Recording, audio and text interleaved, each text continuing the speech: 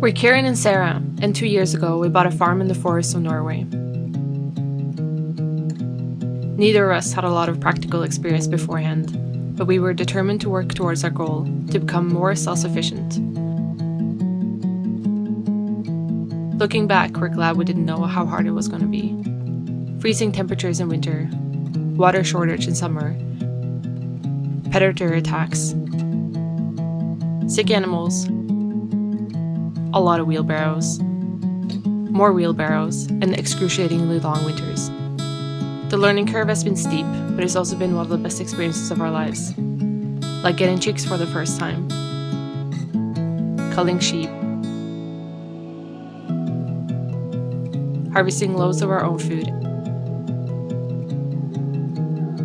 and creating a peaceful sanctuary to live in tune with the seasons. Subscribe and follow along on our journey.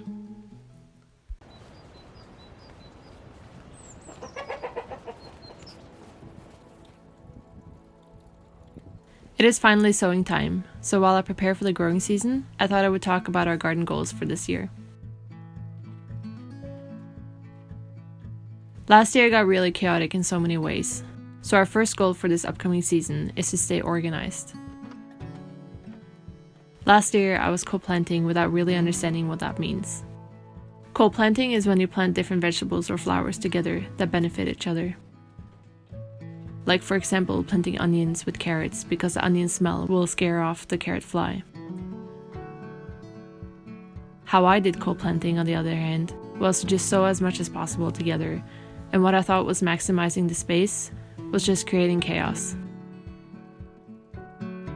I would plant out cabbage seedlings, but since they were so small, I filled in the gaps with carrots and leeks. But when the cabbages got big, they completely suffocated everything else I had planted. Definitely not the way to go. What also happened was that the volunteers without much gardening experience would go into the garden and not be able to find a specific vegetable because everything was sown on top of each other. So this year, to make things a little bit easier for everyone, I'm staying organized. Maybe even a little bit too organized for my liking, and only planting 1 or 2 types of vegetables in each bed. Then it's easy for people to find what they need, and it's also not as risky to have other people weeding in the garden, because it'll be easy to identify which vegetable is growing there.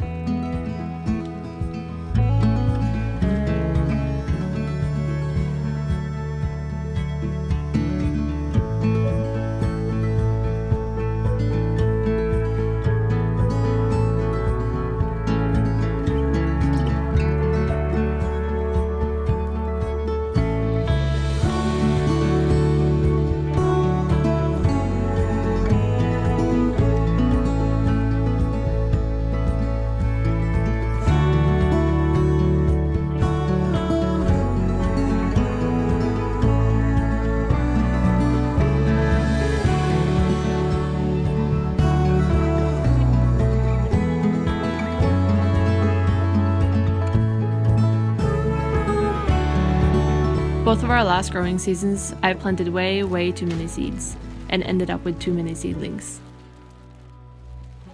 This is also partly the reason why our garden has been so chaotic, because I squeezed in all the seedlings in the bed, instead of throwing out the excess.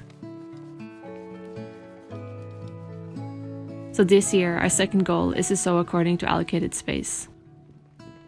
We have the mandala circle, 18 big beds, 8 smaller beds, and 10 rows allocated this year, so I should be able to plan how many seedlings I need.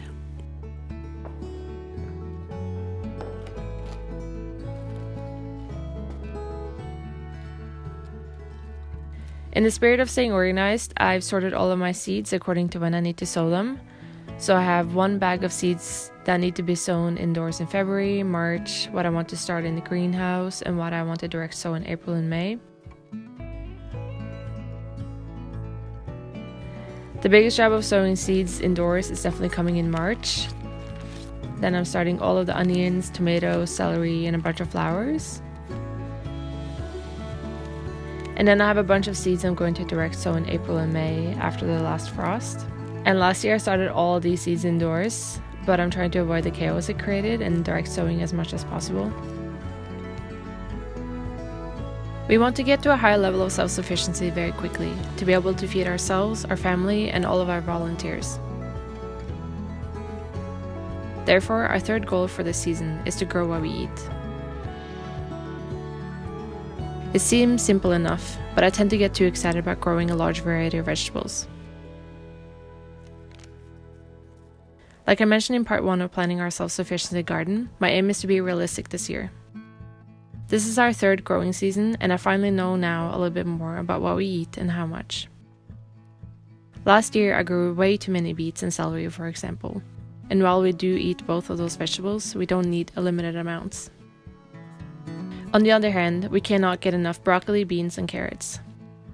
So this year I'm focusing on our 12 staple crops and allocating most of the garden space to those. We had a lot of food last year, but just imagine how much more food we could have had if I just planted more of what we actually eat.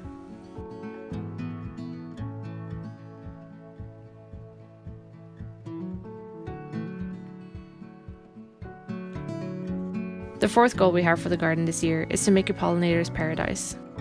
Like I mentioned before, I want to focus more on medicinal flowers, but also flowers that pollinators enjoy. I've learned that it's important to have pollen and nectar available early and late in this season, for bumblebees especially. So over the last 2 years, we have planted lots of fruit trees, willow and crocus, and there are already dandelion and thistle growing in our lawns. For the height of summer, we're planting lavender, daisies, raspberries, wild rosehip, salvias, and verbenas.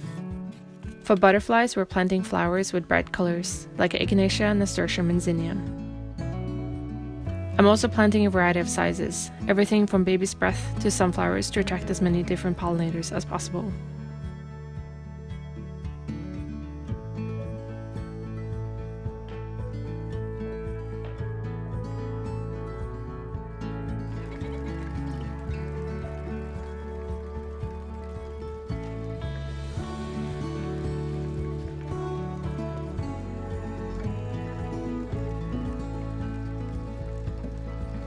Our fifth and last goal is to harvest on time. I keep doing this. I save vegetables for later for some reason, and then suddenly they've bolted or been eaten by the gopher. I think I'm living in a bit of a scarcity mindset, because I still can't believe how much food our garden is producing. But a lot of plants, especially flowers, will be encouraged to produce more if you harvest from them. And harvesting on time also means that I get open beds to plant new seedlings in, and maximize production even more. A lot of people are jumping on the trend of growing your own food. So what are your garden goals this year?